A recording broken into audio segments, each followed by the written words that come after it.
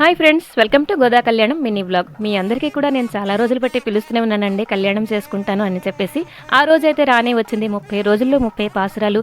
ఇంకా పెళ్లి అని అంటే మనకి ఫస్ట్ గుర్తొచ్చేది పువ్వులే. బోల్డ్ అన్ని పువ్వులైతే తీసుకొచ్చానండి. ఇదిగోండి దండ అయితే అరేంజ్ చేసేసుకున్నాను. ఇంకా తలంబ్రాలు. ఫస్ట్ అయితే బియ్యం, పసుపు, పాలు ఇంకా నెయ్యి కలిపేసి ఇదిగోండి తలంబ్రాలు కూడా కలిపేసుకున్నాను అనమాట. ఇంకా పుస్తుల తాడు కూడా రెడీ చేసుకోవాలి కదండి. ఇలా తెలుపు దారానికి పసుపు రాసేసి 5 నుంచి 7 పోగులు ఇలా తీసుకొని పుస్తులైతే ఇలాగ ఎక్కించాను అనమాట. ఇంకా మధ్యలో ఎర్ర పూసలు కూడా పెట్టానండి. ఇంకా జీలకర్ర బెల్లం హమందస్తాలో కొంచెం జీలకర్ర బెల్లం కలిపేసి దంచానండి. ఇంకా తలంబ్రాలు కలిపిన ప్లేట్లోని తామలపాకులు పెట్టేసి ఇదిగోండి జీలకర్ర బెల్లం ఇంకా పుస్తులు కూడా ఇలా అరేంజ్ చేసుకున్నాను అనమాట. ఇంకా పెళ్లిపేట్ల మీద ఫస్ట్ అయితే పసుపు గణపతి పూజ చేసిన తర్వాత ఇదిగోండి స్వామి అమ్మవార్లకి మధుపరకాలతోటి అలంకరణ చేశానండి. ఇంకా పంచామృతంతో ఇదిగోండి మంగళ స్నానం అయితే జరిపించానమాట. పాలు, పెరుగు, తేనె, నెయ్యి, పంచదార ఇంకా కొంచెం పసుపు నీళ్లు ఇంకా నార్మల్ వాటర్ తోటి ఇదిగోండి మంగళ స్నానం అయితే చేయించానండి. ఆ తర్వాత మళ్ళీ మంగళహారతి ఇచ్చానమాట. ఇక్కడ కళ్యాణంలో జరుగుతున్న ప్రతి ఒక్క తంతు ఫస్ట్ అయితే స్వామివారికి చూపించి ఆ తర్వాత అమ్మవార్లకి చూపించేసి జరపాలండి. ఇదిగోండి ఇప్పుడైతే స్వామివారి పెళ్లి కొడుకు ఇంకా అమ్మవార్ల పెళ్లి కూతురు అయితే కళ్యాణం బొట్టు పెట్టుకొని బొగుచక పెట్టుకొని రెడీ అయిపోయారు.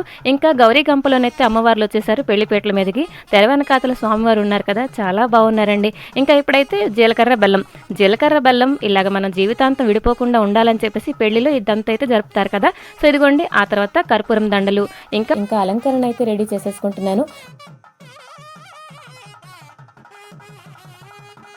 ఇంకా ఇప్పుడైతే పువ్వుల దండలండి. కొన్ని వాడంబ్రాలు, కాగడ మల్లెలు అవన్నీ కొంచెం పెద్ద పెద్ద దండలే అరేంజ్ చేశానండి. కొన్ని దండలు అయితే సింగిల్గా అమ్మవారికి వేశాను, కొన్ని ముగ్గురికి కలిపి కూడా వేశాను అనమాట.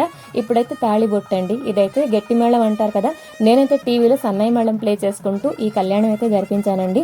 ఆ తర్వాత ఎవరి దృష్టి తగలకుండా మంగళహారతి, మెట్టుల సవ్వడి ఇవన్నీ కూడా చేసి నల్ల పూసలతోటి కూడా అలంకరణ చేశానమాట. ఇప్పుడైతే శారీ, పసుపు, కుంకుమ, నేను ముందర రోజు రెడీ చేసుకున్న కొన్ని పిండి వంటలు, పళ్ళు ఇవన్నిటితోటి ఇంకా డ్రై ఫ్రూట్స్, కొబ్బరికాయలు అంటే కొబ్బరికాయ తొక్కతో పాటు ఉన్నాయండి. ఇంకా తలంబ్రాలు, ఎండు కొబ్బరికి కొంచెం పసుపు కుంకుమ అలంకరణ చేసేసి దాంతో అయితే తలంబ్రాలు వేశానండి. ఒకరి ఆలోచనలు మరొకరు పంచుకుంటారని చెప్పేసి తలంబ్రాలు తలమించి పోసుకుంటారు కదా, ఇదైతే మంచి సెగ్మెంట్ పెళ్లిలోని. ఇంకా పూసలు కూడా రెడ్, గ్రీన్ అండ్ వైట్ పూసలు కూడా వేశానండి, చూడడానికి బాగుంటుందని చెప్పేసి. ఇంకా అలంకరణ అంతా కూడాను అమ్మవారికి ఇలాగ అద్దం కూడా చూపించేసి మళ్ళీ మంగళహారతి ఇచ్చేసి చామర సేవ కూడా చేశాను. ఈ రోజు తిరుపావే ఆఖరిది కదండి, అంటే 30వ పాసురం కదా. ఈ పాసురం ఒక అర్థం ఏంటి అని అంటే, ఈ తిరుపావి ఎవరు చేస్తారు, ఈ పాసురాలు ఎవరు చదువుతారో గోపికలు చేసినంత పుణ్యం అలాగే గోదాదేవి చేస్తే తిరుపావి ఆవిడకెంత పుణ్యం దక్కిందో అవన్నీ కూడా మనకి దక్కుతాయని చెప్పేసి గోదా తల్లి స్వయంగా అనిందనమాట. సో ఇదైతే ఇవాల్టి మినీ వ్లాగ్ నచ్చిందా?